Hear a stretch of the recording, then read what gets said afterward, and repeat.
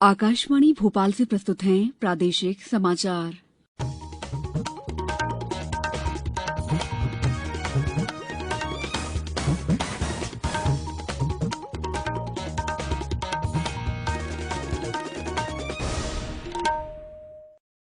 नमस्कार, समाचारों के साथ मैं दीपा सिंह।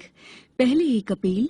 कोरोना संक्रमण को देखते हुए आपसे अपील है कि लापरवाही न बरतें और इन आसान उपायों का पालन कर सुरक्षित रहें। मास्क लगाएं, 2 गज की सुरक्षित दूरी बनाए रखें, बार-बार हाथ धोएं, साफ सफाई रखें और टीका अवश्य लगवाएं। लोगों को कोविड से संबंधित जानकारी देने और उनके मार्गदर्शन के लिए राष्ट्रीय हेल्पलाइन कार्यरत है। इसका नंबर है 011-2397-8046 और 1075। सबसे पहले मुख्य समाचार। सभी को टीका लगाने के लिए केंद्र सरकार ने दिया 44 करोड़ कोविड टीके खरीदने का आदेश। प्रदेश के 8 जिलों सहित देश भर के आकांक्षी जिलों में शुरू हुआ सुरक्षित हम सुरक्षित तुम अभियान। इंदौर के कोदरिया गांव में टीकाकरण को प्रोत्साहित करने के लिए इनामी योजना और राज्य में वर्षा का दौर जारी। आज भी अधिकतर जिलों में हो सकती है बारिश। अब समाचार विस्तार से। सरकार ने सभी को टीका लगाने का लक्ष्य हासिल करने के लिए वैक्सीन खरीदने का नया आदेश दिया है। इस साल दिसंबर के अंत तक 44 करोड़ कोविड के टीके उपलब्ध होंगे। इनमें 25 करोड़ कोविशील्ड और 19 करोड़ कोवैक्सीन शामिल है। प्रधानमंत्री की सभी को निःशुल्क टीका लगाने की घोषणा के बाद केंद्रीय स्वास्थ्य मंत्रालय ने सीरम इंस्टीट्यूट ऑफ इंडिया से 25 करोड़ और भारत बायोटेक से 19 करोड़ वैक्सीन खरीदने का आदेश दिया है। सरकार ने 30 करोड़ बायोलॉजिकल ई टीके खरीदने का भी आदेश दिया है। ये टीके सितंबर में उपलब्ध होंगे। नीति आयोग और पीरामल फाउंडेशन ने 112 आकांक्षी जिलों में कल से सुरक्षित हम सुरक्षित तुम अभियान शुरू किया है। इसमें प्रदेश के 8 जिले भी शामिल हैं। यह अभियान ऐसे कोविड मरीजों को घर पर देखभाल उपलब्ध कराने में जिला प्रशासन की सहायता के लिए शुरू किया गया है, जिनमें संक्रमण के लक्षण नहीं है या हल्के लक्षण हैं। अभियान के तहत 20 लाख नागरिकों को घर पर स्वास्थ्य देखभाल उपलब्ध कराई जाएगी। 1000 से अधिक स्थानीय और गैर सरकारी संगठन की साझेदारी में जिला मजिस्ट्रेट इस अभियान का नेतृत्व करेंगे। इस अभियान में कोविड मरीजों की कॉल सुनने और जवाब देने के लिए 1 लाख से अधिक स्वयंसेवकों को सूचीबद्ध और प्रशिक्षित किया जाएगा।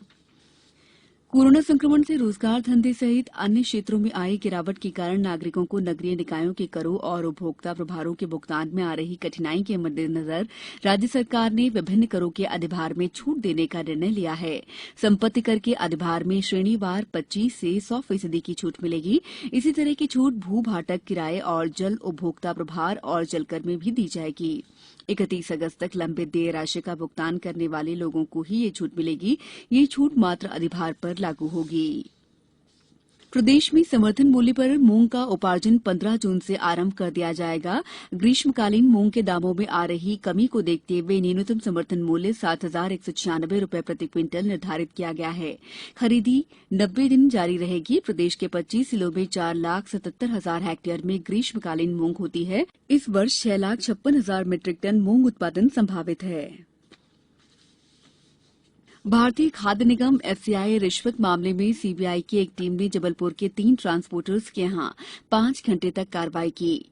एक अन्य टीम नरसिंहपुर भी पहुंची। जबलपुर सीबीआई एसपी पीके पांडे ने बताया कि पूरी कार्रवाई भोपाल सीबीआई टीम ने की है। बताया जाता है कि सीबीआई ने भोपाल, विदिशा, खंडवा, झाबुआ और महाराष्ट्र के नांदेड़ और जलगांव में भी छापे मारे हैं। हास्य कलाकार पवन छिब्बर ने लोगों से अपील की है कि वैक्सीन जरूर लगवाएं। मैं पवन छिब्बर आपके बीच में ये संदेश आपके लिए दे रहा हूँ। वैक्सीन लगाइए, टीका लगाइए, अपने और अपने परिवार को सुरक्षित कीजिए। दुकानदार भाइयों, आपसे निवेदन है कि दुकान में अगर कोई बिना मास्क लिए पहने आप यहाँ आए तो न उसे सामान दे और बिना मास्क के आप की दुकान न खोलें। और सबसे बड़ी चीज है, बिना टीकाकरण के ना दुकान खोले और न किसी को सामान दें। और परिवार के साथ महिलाएं, बहन, बेटियां, बच्चे, भाई सब मिलकर घर के परिवार के लोग साथ मिलकर टीका जरूर लगाएं। समाचारों में वक्त है ब्रेक का। कोविड-19 से बचाव और सुरक्षित रहने के 3 उपाय। मास्क लगाएं, 2 गज दूरी है जरूरी, सुरक्षित दूरी रखें, हाथ और मुंह साफ रखें। ब्रेक के बाद समाचारों में आपका एक बार फिर स्वागत है। इंदौर जिले के ग्राम कोदरिया में ग्रामीणों को कोविड वैक्सीन टीकाकरण के लिए प्रोत्साहित करने के लिए इनामी योजना शुरू की गई है। सरपंच अनुराधा जोशी ने बताया है कि वैक्सीन लगाने वाले ग्रामीणों को कूपन दिए जा रहे हैं।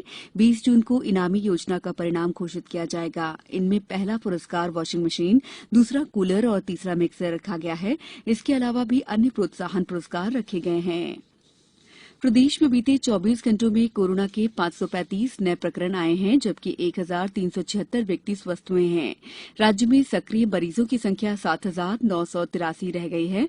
प्रदेश की 7 दिनों की औसत संक्रमण दर 0.9% है।